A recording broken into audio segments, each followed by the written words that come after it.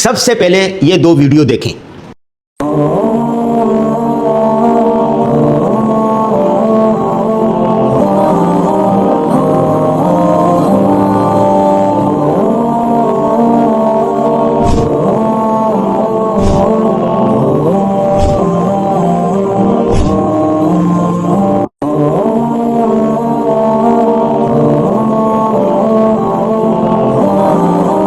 آپ نے دیکھا کہ ناروے کے وزیر خارجہ پاکستان آئے،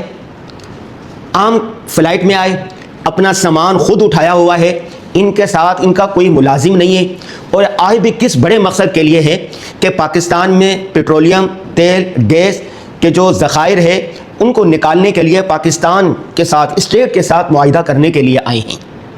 آپ یاد رکھیں، ناروے وہ ملک ہے جو شروع میں خوشحال نہیں تھا، غریب تھا، لیکن وہاں پر پیٹرول، گیس، تیل کی دریافت ہوئی اور انہوں نے اس کو نکالنے کے بعد اور عوام پر خرچ کیا۔ اس وقت ناروے، میں 4 مرتبہ ناروے جا چکا ہوں، دنیا کا ترقی یافتہ ترین، خوشحال ترین، پر امن ترین ملک شمار ہوتا ہے۔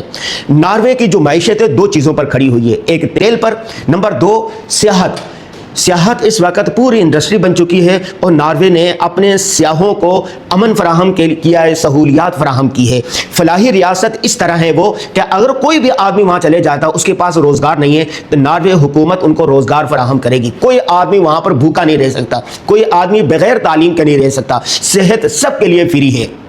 امن ہے، سکون ہے، اور وہاں پر خیانت، بددیانتی اور سرکاری املاک کا ذرا سا بھی غلط استعمال نہیں ہے۔ میرا جب دوسری مرتبہ ناروے جانا ہوا تو وہاں کا قومی دن منایا جا رہا تھا اگلے دن۔ مجھے دوستوں نے کہا کہ بادشاہ کا جو محل ہے وہاں ہم جا سکتے ہیں، اور وہاں کے جو وزیر اعظم ہیں، وہاں کے جو وزراء ہیں، ان سے بھی ہم مل سکتے ہیں۔ چنانچہ میں نے کہا ایسا کیسے ممکن ہے، وہاں تو بڑی سیکورٹی ہوگی، ملنا ناممکن ہوگا۔ انہوں نے کہا نہیں چلیں، گاڑی میں ہم بیٹھ کے گئے اور وزیر اعظم اس کے بالکل قریب چلے گئے، ایوان صدر کے بالکل قریب چلے گئے، پارلیمنٹ کے بالکل قریب چلے گئے، اور وہاں پر ہم نے گاڑی کھڑی کی، اور دوستوں نے بتایا کہ یہ 7 مختلف دفتر بنے ہوئے ہیں، سب پر ناروے کا جھنڈا لہرا رہا ہے۔ جس عمارت پر جھنڈا کھڑا ہوگا، لہرا رہا ہوگا، وہاں پر اس وقت کے جو وزیر اعظم ہوگا یا صدر ہوگا، سربراہ مملکت ہوگا، وہ موجود ہوگا، اور جہاں پر جھنڈے نیچے وہاں پر نہیں ہوگا۔ تو ایک جگہ ہم وہاں پر گئے تو وہاں پر جھنڈا استادہ تھا، چنانچہ ہم اندر چلے گئے، 2 گارڈ تھے گیٹ پر، انہوں نے صرف ہماری تلاشی لی اور ہم اندر چلے گئے، اور وہاں پر میٹنگ ہو رہی تھی، ہم نے دیکھا، ویڈیو بنائی اور آ گئے۔ دوسری طرف اسلامی جمہوریہ پاکستان کو دیکھیں جو اسلام کے نام پر وجود میں آیا۔ یہاں کا آئی جی اسلام آباد کی کیا حیثیت ہے اسٹیٹ کے مقابلے میں، اس کو دیکھیں۔ انگریز دور کے جو سب سے بڑا شاہی اعزاز ہوتا تھا کہ خوبصورت بگیوں میں بیٹھ کر وہ تقریب میں آتا تھا، اور نوکر چاکر آگے پیچھے ہوتے تھے۔ آئی جی اسلام آباد، سی ڈی اے اسلام آباد، وہ بیٹھ کر وہاں پر تقریب میں آ رہا ہے، اس کے آنے جانوں پر ہزاروں نہیں لاکھوں روپے خرچ ہو رہے ہیں، اور یہ ایسے ملک کا آئی جی اسلام آباد ہے جہاں پر آدھی سے زیادہ عوام خط غربت سے نیچے زندگی گزار رہی ہے، جہاں پر غربت کی وجہ سے، مہنگائی کی وجہ سے خودکشیاں ہو رہی ہیں، جہاں پر صحت کے مسائل ہیں، جہاں پر 5 لاکھ بچے اسکول نہیں جا سکتے، جہاں پر غربت کی وجہ سے، مہنگائی کی وجہ سے ماں باپ کو اپنے گردے بیچنے پڑتے ہیں، جہاں پر امن و امان کی ابتر صورتحال ہے، وہاں کے حکمران یہ عیاشیاں کر رہے ہیں۔ لندن کے میئر کے مجھے حالات پڑھنے کا اتفاق ہوا، آنکھوں دیکھا حال بیان کیا کہ لندن کے میئر آئے، اپنے ہاتھ میں بیگ اٹھایا ہوا تھا، ان کے ساتھ کوئی ملازم نہیں تھا، عام مسافروں کی طرح انہوں نے ریلوے کا ٹکٹ لیا اور عام پبلک ریل میں سوار ہو گئے، بیٹھے رہے، ہاتھ میں کتاب تھی، مطالعہ کرتے رہے، اور جہاں جانا تھا وہاں پر گئے، اور وہاں پر بھی ان کو وصول کرنے والا، ریسیو کرنے والا، استقبال کرنے والا کوئی نہیں تھا، اپنا کام کیا اور اسی طرح آگے۔ میں دنیا کے 40 ممالک کا وزٹ کر چکا ہوں، جو ترقی یافتہ ممالک ہیں، جو خوشحال ممالک ہیں، وہاں کے عوام خوشحال ہے اور حکمران سادہ زندگی گزار رہے ہیں۔ جب میں یہ حالات دیکھتا ہوں تو مجھے خیر القرون یاد آ جاتا ہے۔ رسول اللہ صلی اللہ اللہ علیہ وسلم کا زمانہ یاد آ جاتا ہے، حضرت عمر بن عبدالعزیز رحمہ اللہ یاد آ جاتے ہیں، خلیفہ ثانی حضرت عمر فاروق رضی اللہ تعالیٰ عنہ یاد آ جاتے ہیں کہ کس طرح وہ قومی خزانے کا خیال رکھتے تھے اور ایک ایک چیز کی حفاظت کرتے تھے اور رعایا کا کس طرح خیال رکھتے تھے، وہ تو سب کو پتہ ہے۔ حضرت عمر رضی اللہ تعالیٰ عنہ اپنی عوام کا خیال رکھنے کے لیے رات گلیوں میں چکر لگاتے تھے۔ ایک جگہ دیکھا کہ بچے رو رہے ہیں اور ان کو کھانے پینے کے لیے کچھ نہیں ہے، بچوں کی ماں نے ہنڈیا میں پانی رکھا ہوا ہے جو نیچے آگ جل رہی ہے اور بچوں کو بہلانے کے لیے حضرت عمر رضی اللہ تعالیٰ نے پوچھا کہ یہ بچے کیوں رو رہے ہیں؟ اس نے کہا کہ یہاں کھانے پینے کے لیے کچھ نہیں ہے۔ حضرت عمر رضی اللہ تعالیٰ نے وہاں پر گئے اور اپنی کمر پر سامان لادا، کھانے پینے کی چیزیں لا دی اور بڑھیا کو لا کے دیا، پھر پکایا۔ اور پھر یہ حضرت عمر رضی اللہ تعالیٰ عنہ کا یہ مشہور مقولہ ہے کہ اگر دریائے فرات کے کنارے بھی کوئی بکری کا بچہ مر جاتا ہے کہ کل عمر سے پوچھ ہوگی۔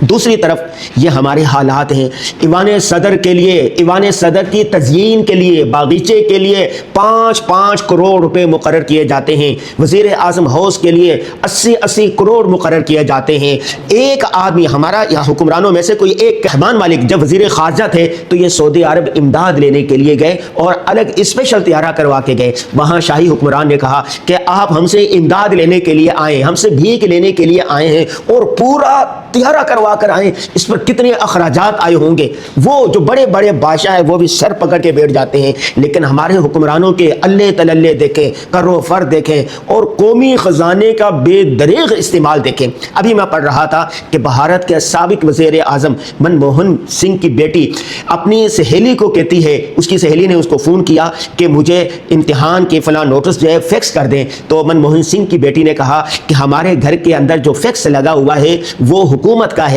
سرکاری خزانے سے وہ لگا ہوا ہے، تو اس سرکاری فیکس سے میں ذاتی طور پر اپنی سہیلی کو یہ فیکس نہیں کر سکتی، یہ کاغذ فیکس نہیں کرتی، اور یہ معذرت کر لی۔ اسی طرح کہتے ہیں کہ امریکی صدر ریگن جس مکان میں رہتے تھے اس کے پردے پرانے ہو گئے، اس کی بیوی نے کہا امریکی صدر ریگن کو کہ یہ پردے پرانے ہو گئے ہیں، اس کو ہم بیچ کے نئے لے لیں۔ اس نے کہا نہیں، یہ اسی میں گزارا کریں، یہ سرکاری املاک ہے، سرکاری خزانے سے ہم نہیں لے سکے۔ چنانچہ جب تک ریگن صدر رہا وہ پرانے پردوں میں ہی گزارا کیا۔ گولڈا مائر اسرائیل کی وزیر اعظم رہی ہے۔ جب عرب اسرائیل جنگ ہو رہی تھی تو امریکی سفیر کے ساتھ بڑا اسلحے کا معاہدہ کر رہی تھی، لیکن ان کے پاس کوئی چپڑاسی نہیں تھا، کوئی خانسما نہیں تھا، کوئی نوکر نہیں تھا جو چائے بنا کے لا دے۔ امریکی سفیر کو وہاں پر ٹیبل پر بٹھایا، خود باورچی خانے میں چلے گئی، 2 کپ چائے کے بنائے، اٹھا کے لائی، 1 کپ اپنے سامنے رکھ دیا اور دوسرا کپ سفیر کے سامنے رکھ دیا، اور یہ اتنی سادگی کے ساتھ، اور امریکی سفیر کے ساتھ اربوں خربوں کا دفاعی معاہدہ کیا۔ پھر اس نے کہا، کسی انٹرویو لینے والے نے جب اس سے پوچھا کہ آپ کی حالت یہ تھی اور دفاعی معاہدہ اتنا بڑا کر رہی ہیں، اس نے کہا کہ اگر ہم یہ جنگ جیت گئے تو تاریخ ہمیں فاتح کہلائے گی۔ جب کوئی جنگ ہوتی ہے تو اس میں یہ نہیں دیکھا جاتا کہ اس وقت کیا حالت تھی۔ اور پھر آخر میں اس نے کہا کہ یہ بات میں نے مسلمانوں کے نبی سے کی ہے، مسلمانوں کے نبی حضرت محمد صلی اللہ علیہ وسلم کے گھر پر کھانے پینے کے لیے کچھ نہیں ہے، پیٹ پر پتھر باندھے ہوئے ہیں، لیکن گھر کے اندر 9 تلواریں لٹکی ہوئی ہیں۔ تو فاتح قوموں کا یہ رویہ ہوتا ہے۔ ترقی یافتہ ممالک کے حکمرانوں میں سادگی ہوتی ہے، قناعت ہوتی ہے، اور قومی خزانے کی ایک ایک چیز کی حفاظت کی جاتی ہے۔ پاکستان کی بنا ریاست مدینہ ہے۔ ریاست مدینہ کے حکمرانوں کو دیکھ لیں کہ وہ قومی خزانے کی ایک ایک چیز کی حفاظت کرتے تھے اور خود سادگی اور قناعت استعمال کرتے تھے۔ آج کے ترقی یافتہ ممالک امریکہ، برطانیہ، ناروے اور دیگر ممالک کو دیکھ لیں کہ وہاں کے حکمران سادگی اختیار کرتے ہیں اور قومی املاک کا بے دریغ استعمال نہیں کرتے۔ وہاں کے عوام خوشحال ہے، ترقی یافتہ ہے، امن ہے، سکون ہے، بنیادی ضرورت کھانا پینا، مکان، تعلیم، صحت اور امن ہر آدمی کو میسر ہے۔ ہم جیسے ترقی پذیر ممالک میں دیکھیں کہ آئی اسلام آباد کی عیاشیاں، شاخرشیاں دیکھ کر جس آدمی نے وہ دیکھی ہے وہ کان کو ہاتھ لگا رہا ہے کہ یہ وہ ملک ہے جو اپنی معیشت چلانے کے لیے دوسروں سے قرض لے رہا ہے اور عوام بے حال ہے۔ لیکن ہمارے حکمرانوں کی شاخرشیاں دیکھیں۔ اسلامی جمہوریہ پاکستان ریاست مدینہ کے نام پر بننے والے ملک کے حکمرانوں کے اس طرح کے طور اتوار ہوتے ہیں، اس طرح کی عادات ہوتی ہیں۔